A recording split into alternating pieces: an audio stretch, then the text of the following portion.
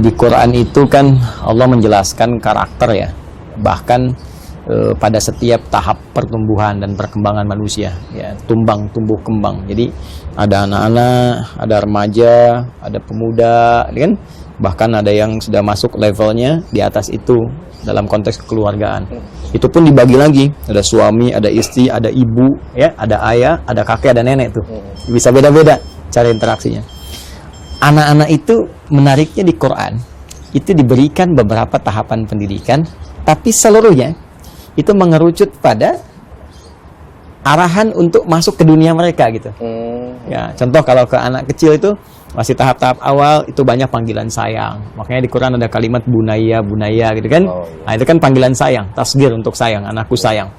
Jadi bisa kita cari misalnya kata-kata yang membuat mereka senang dengan panggilan itu. Sayang, cantik, ya, tampan, soleh, pintar gitu.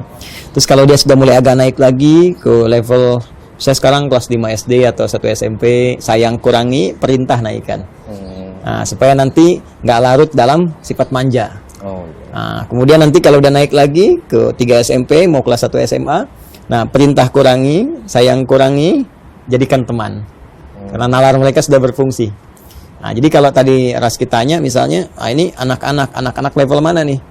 Nah, kalau anak-anak level yang pertama, bawa yang sayang tadi, maka kita masuk ke dunia mereka. Kadang ya kita harus jadi seperti mereka, main dengan batas tertentu, ya. Jadi seperti anak-anak walaupun tidak kekanak-kanakan. Nah, contoh misalnya kita mau mengajarkan kisah-kisah, ya mereka senangnya kan ekspresi, ya. Kemudian motorik mereka kan sedang dipacu, makanya mereka senang sesuatu yang menarik, gitu ya. Kita bisa bikin kayak lirik-lirik, gitu kan. Nah, dalam bentuk misalnya bisa dibuat lirik dengan nada tertentu, gitu kan. Terus kayak nyanyian yang mengarahkan pada informasi, nah itu senang mereka. Ya makanya mereka kan senang bunyi-bunyi. Ya karena itu kalau kita lihat ke narasi Al-Quran, yang berfungsi pertama, yang aktif luar biasa itu pendengaran di mereka. Jadi mereka tuh kalau semakin banyak dengar informasi, nah itu semakin banyak pengetahuan didapatkan. Makanya Al-Quran itu cepat dimasukkan dari kecil. Ya, terus kalau kita ingin didik, boleh. Ya, kita misalnya rangkai sebuah lirik, diambil dari Al-Quran maknanya, terus kita sambungkan sehingga ketika menghafal mereka bisa mengerti.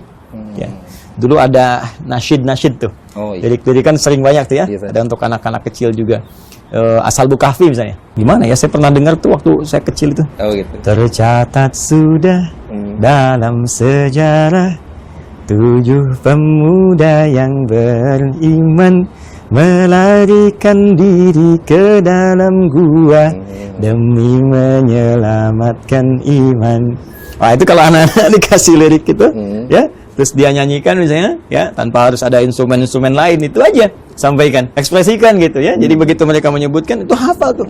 As-Salbu Kahfi, tidur kayaknya cuma sehari, ternyata 309 tahun kan, tempatnya di mana dan sebagainya. Jadi begitu mereka nanti bergerak menghafal, semakin dewasa, baca Al-Kahf tiap hari Jumat, ingat langsung tahu maknanya. Di dunia anak-anak begitu. Ya beda dengan orang dewasa dan sebagainya. Ya seperti itulah kurang lebih. Paham nggak? Gitu. Jadi Ustaz, untuk ke balita tuh pendengaran nih diutamakan. Balita ya? Pendengaran, ya. Gitu. Kalau perlu Quran diperdengarkan. Ya, pasang speaker aktif Quran 1 bulan 1 juz sampai 30 juz, usia dia 30 bulan, 2 tahun setengah. Jadi sudah dengar Quran secara keseluruhan. Ya, nanti kalau sudah berekspresi di atas 3 tahun, 4 tahun, ya sampaikan itu, tanamkan dan masuk ke dunianya. Jadi walaupun orang tua berharap kuat, ya, anak bisa menghafal Quran, bisa dewasa, tetap mereka anak-anak. Ya, jangan lupa dengan dunia anak-anaknya. Ya, jangan dihabiskan dunia anak-anak sangat kecil dengan memberikan beban orang dewasa, sehingga ketika mereka dewasa tampil orang dewasa yang kekanak-kanakan. Biarkan mereka dengan dunianya, setelah dewasa mereka tampil dengan kedewasaan.